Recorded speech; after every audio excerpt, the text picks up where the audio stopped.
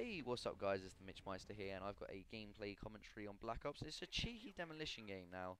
I don't upload a lot of Demolition content. In fact, I think this might be my first and probably will be my last Demolition upload. Now, this is mainly because when you're doing well, when you're getting the good scores on a Demolition game on Black Ops, what you tend to do is kind of capture or lose rounds and win rounds so that you get the full 3 rounds and you maintain the spawns and keep absolutely owning people, sort of thing.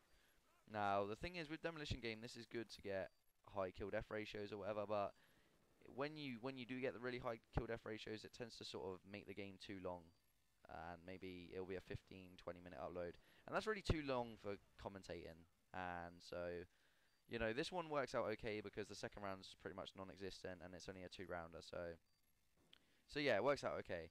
Now I'm using a spaz in this on radiation. Now radiation is really good, and spaz I kind of use because you get a lot of close quarters in Demolition because you're maintaining spawns. You know where the enemy's spawning, and it's good. It's a good gun for that. Now I've always been wary of using shotguns on Black Ops. I'm sure most people are. On Modern Warfare 2, the spaz was a brilliant gun and a secondary weapon, so it kind of made sense to use it. But on this game, it's not so good. But this spaz is definitely a good shotgun, like for Black Ops. It's a very good gun. I mean, what I would say is always use a silencer on it. I started using this without a silencer. Hang on, look. If you can't use it long range, what do you do? Just switch to fucking low. I don't see what the problem is. I just hit that double kill, and then these 3 people turn up, and I just plow through them. Because this gun's actually not too bad. Now I'd use a silencer just because it doesn't affect the range. It doesn't.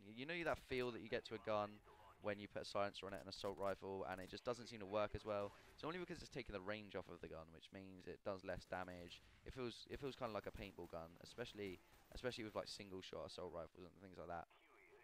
But with a spaz, it doesn't affect the range at all because it's already a close range weapon, and it's the only attachment to put on it. So I'd definitely say use the spaz. It's definitely worth using for all you people that are thinking about using it or thinking about giving it a go after watching this commentary.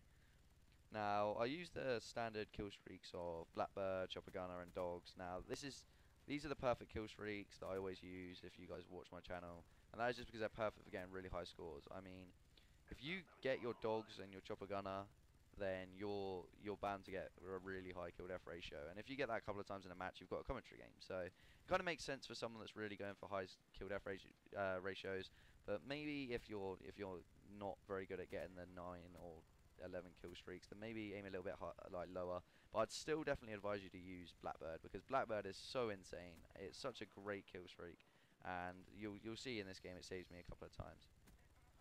But yeah, that's pretty much it for the gameplay, I guess. So I kind of wanted to speak to you about why I haven't been uploading the last, say, week or so. And that's 2 reasons for that. One is because YouTube, I tried to upload this commentary. I did a whole commentary for it, and I tried to upload it maybe 5 or 6 times, and for some reason it wouldn't process or wouldn't finish upload.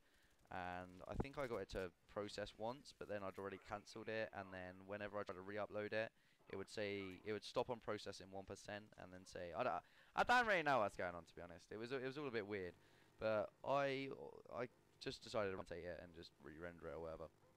Now the second reason is because I've been to Reading Festival. Now Reading Festival was an awesome time, but I was gone for the weekend. It was great, like music-wise, and I saw Strokes and Muse play live, which was just amazing. And it was all pretty mental and stuff. But the camping experience side of it, now that was a different matter entirely. I mean, that was fucking horrible. I mean, I went last year as well, and we camped in a really bad place, and the weather was probably worse. But for some reason, I didn't mind it too much. I was kind of in the festival atmosphere. It was all good. But this time, we decided to hotbox my £15 tent. Now, £15 tents ain't very good anyway, but when you do that to a £15 tent, suppose it ruins the waterproofness.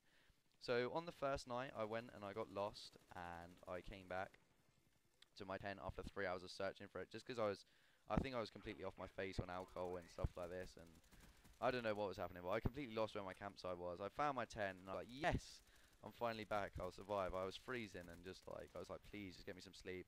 I opened my tent to find out my sleeping bag and all my clothes were drenched, and my tent was in like 2 inches of water, and at that stage I just felt like lying down. I just didn't care. I just slept in what was pretty much called bath with your clothes on, which isn't very comfortable. And so I lost basically all my money pretty much in the first day, rebuying clothes and sleeping bag and stuff. So yeah, the camping experience was really kind of like on that side of things pretty horrible and pretty desperate.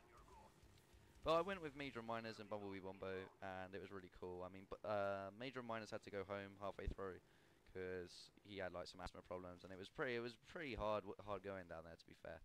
And I know some people find it really hard to stick through because it really does it's a bit of an endurance test. But me and Bumblebee Bombo were left there, and Bumblebee Bombo, I just want to speak to you a bit about him, some of the funny moments that I have had with him in the past. Because I've got to do a dual commentary with this guy. I mean, if any of you guys know of Cole Pilkington off of An Idiot Abroad or the Ricky Gervais show or whatever, then you'll know that he's kind of like a dumb guy, kind of really says some really random stuff. And that is basically Bumblebee Bombo. And it's kind of fun having some guy that's just with you all the time that's funny without trying to be, but also is dumb at the same time. And he's also a bit of a bastard, I ain't gonna lie. I mean, in the campsite or whatever, he was he was funny to listen to his random stuff. But we went to the gig where we were listening to people, and they passed water out to people that are dehydrated, and he literally just got this cup of water, took a sip from it, and then just chucked the water. And he thought that was normal to cool down, But they gave him the middle finger and was like, "What are you doing?" And I don't know that I just said to him, "Tom, you just got those girls drenched. I mean, what the hell?" And he's like, "Well, they just need to chill out. I mean, it's fine." And I was like, "That's pretty crazy." But yeah, he's also done some other funny stuff. Like we were playing a word association game, I think like a drinking game where we went round and sort of tried to say as many colours as we could. And whoever couldn't think of any more colours, so we go red, blue, yellow, white. And if no one could think of any more colours, they'd have to like drink something. Or I can't remember. It was I think we run out of ideas now. We're getting a bit bored, so we resorted to that. But anyway, it went round and we were like red, blue, yellow, white, green, pink, vagina. And like Bumblebee Bombo, like we were actually cracking up. Obviously we weren't like Bumblebee Bombo. His name's Tom for all you guys that are wondering what his real name is for some random reason. But yeah, and we were like, Tom, well, vagina is not a colour. He's like, yes, but it's light pink, isn't it? And we obviously we were in hysterics. We were just like, what the hell? And he's done some funny stuff. So I definitely need to get a dual com with him.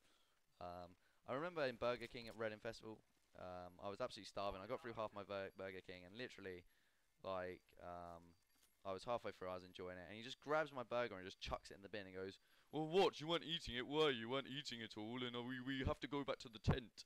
It's just like, wow, you are a cunt. But yeah, that was quite funny. But anyway, we're coming to the end of the gameplay now, and I think I end up finishing this game. I think maybe 41 for 2 or something like that. It's not the best game, but it was kind of a cool demolition game, and I kind of wanted the opportunity to upload a demolition game. And also it's with the spaz, so it's a bit different as well in that aspect. So hopefully you guys enjoyed it. Now this is kind of a stage where the blackbird really does come in handy. If you have a look here, I'm completely surrounded. But the blackbird's up, and it means I can pick my fights and sort of weave my way through the opposition. So yeah, that is another reason, guys, why some more evidence why you should use the blackbird. But anyway, that's the end of the commentary, guys. And all I've got left to say is thank you very much and good night.